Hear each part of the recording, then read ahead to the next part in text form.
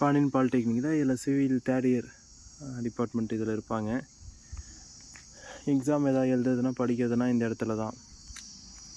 Prayer நிற்கிறது அந்த ground அந்தாண்ட. இது லேப், சிவில் டிபார்ட்மெண்ட் லேப். இது நான் படிக்கும்போது சிவில் டிபார்ட்மெண்ட் படித்தேங்க. அப்போது சீட்டு கிடைக்கிறதே ரொம்ப பெரிய விஷயமா இருந்தது. ஃபஸ்ட்டு மெக்கானிக்கல் சேரலான்னு வந்துச்சு. மெக்கானிக்கல் படித்தா கம்பெனிக்கு போகலாம் அப்படின்னு மாதிரி சொல்லியிருந்தாங்க. அதுக்கப்புறமா வந்து மெக்கானிக்கல் இல்லைன்ட்டு சிவில் கிடைக்கிறது பெரிய விஷயம், ஒரே சீட்டு தான் அவைலபிளாக இருக்குதுன்னு சொல்லி அதில் சேர்த்துக்கிட்டாங்க.